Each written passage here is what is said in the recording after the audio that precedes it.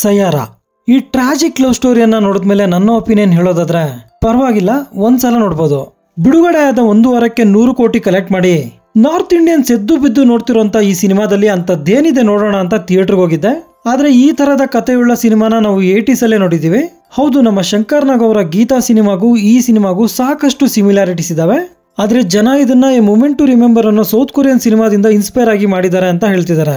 ಈ ಮೂವಿನ ಡೈರೆಕ್ಟ್ ಮಾಡಿರೋದು ರೊಮ್ಯಾಂಟಿಕ್ ಸಿನಿಮಾಗಳನ್ನ ತೆಗೆಯೋದ್ರಲ್ಲಿ ಎಕ್ಸ್ಪರ್ಟ್ ಆದಂತ ಮೋಹಿತ್ ಸೂರಿ ಅವರು. ಇವರು ಈ ಹಿಂದೆ ಆಶಿಕಿ 2 ಸಿನಿಮಾನ ಕೂಡ ಡೈರೆಕ್ಟ್ ಮಾಡಿರ್ತಾರೆ. ಇವರ ಸಿನಿಮಾಗಳಲ್ಲಿ ಲವ್ ಜೊತೆಗೆ ಡಾರ್ಕ್ನೆಸ್ ಕೂಡ ಇರುತ್ತೆ, ಅದು ಇವರ ವಿಶೇಷತೆ.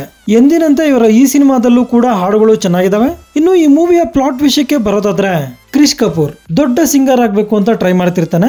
ವಾಣಿ ಇವನಿಗೆ ಹಾಡುಗಳನ್ನ ಬರ್ದ್ಕೊಡ್ತಿರ್ತಾಳೆ. ಸ್ವಲ್ಪ ದಿನಗಳ ನಂತರ ಇವರಿಬ್ಬರ ಮಧ್ಯೆ ಲವ್ ಆಗುತ್ತೆ. ನಂತರ ವಾಣಿಗೆ ತನ್ನ ಹೆಲ್ತ್ ಬಗ್ಗೆ ಒಂದು ಶಾಕಿಂಗ್ ವಿಷಯ ತಿಳಿಯುತ್ತೆ. ಆಮೇಲೆ ಏನಾಯ್ತು ಅನ್ನೋದೇ ಸಿನಿಮಾದ ಸ್ಟೋರಿ. ಜನ ರೆಗ್ಯುಲರ್ ಲವ್ ಸ್ಟೋರಿ ಸಿನಿಮಾಗಳನ್ನ ನೋಡೋದ್ ಬಿಟ್ಟಿದ್ದಾರೆ. ಲವ್ ಸ್ಟೋರಿ ಸಿನಿಮಾಗಳಲ್ಲೂ ಕೂಡ ಏನಾದ್ರೂ ಎಕ್ಸ್ಟ್ರಾರ್ಡಿನರಿ ಎಲಿಮೆಂಟ್ ನ ಹುಡುಕ್ತಿದ್ದಾರೆ. ಬಹುಶಃ ಆ ಎಮೋಷನ್ಸ್ ಇರೋದ್ರಿಂದನೇ ಏನೋ ಈ ಸಿನಿಮಾ ಸಕ್ಸಸ್ ಆಗ್ತಿದೆ. ಕಥೆಯಲ್ಲಿ ಹೊಸತನ ಏನಿಲ್ಲ, ನಾವು ಈಗಾಗಲೇ ಸಾಕಷ್ಟು ಸಿನಿಮಾಗಳಲ್ಲಿ ನೋಡಿರೋದೆ. ಆದ್ರೆ ಸಿನಿಮಾ ನಿಮ್ಗೆಲ್ಲೂ ಬೋರ್ ಹೊಡ್ಸಲ್ಲ. ಹೀರೋಯಿನ್ಗೆ ಡಿಸೀಸ್ ಇದೆ ಅಂತ ಗೊತ್ತಾದ್ಮೇಲೆ ಹೀರೋ ಸ್ಯಾಕ್ರಿಫೈಸ್ ಮಾಡೋದಕ್ಕೆ ಶುರು ಮಾಡ್ಕೋತಾನೆ. ಆದ್ರೆ ಅದಕ್ಕೂ ಮುಂಚೆ ಇವರಿಬ್ಬರ ನಡುವಿನ ಲವ್ ಸ್ಟೋರಿಯನ್ನ ಇನ್ನೂ ಬಿಲ್ಡ್ ಮಾಡಿದ್ರೆ ಚೆನ್ನಾಗಿರೋದು. ಇಲ್ಲಿ ಬಂದಂತ ಎಕ್ಸ್ ಬಾಯ್ ಫ್ರೆಂಡ್ ಎಲಿಮೆಂಟ್ ನ ತೆಗೆದು ಆ ಸಮಯವನ್ನ ಇವರಿಬ್ಬರ ನಡುವಿನ ಲವ್ ಸ್ಟೋರಿಗೆ ತಗೊಂಡಿದ್ರೆ ಕಥೆ ಇನ್ನೂ ಸ್ವಲ್ಪ ಸ್ಟ್ರಾಂಗ್ ಆಗಿರೋದು. ಮೂವಿಲಿ ಹೀರೋ ಹೀರೋಯಿನ್ ಇಬ್ರು ಕೂಡ ಡೆಬ್ಯೂಟೆಂಟ್ಸ್, ಆದ್ರೆ ಇಬ್ರು ಕೂಡ ಒಳ್ಳೆ ಅಭಿನಯವನ್ನ ಕೊಟ್ಟಿದ್ದಾರೆ.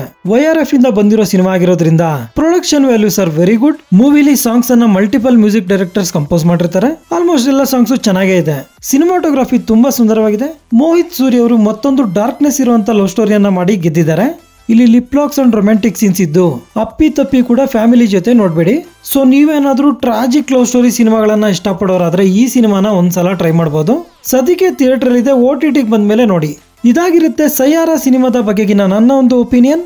ಈ ವಿಡಿಯೋ ನಿಮ್ಗೆ ಇಷ್ಟ ಆಗಿದ್ರೆ ಒಂದು ಲೈಕ್ ಕೊಟ್ಟು ನನ್ನ ಚಾನೆಲ್ನ ಸಬ್ಸ್ಕ್ರೈಬ್ ಮಾಡ್ಕೊಳ್ಳಿ. Thank you.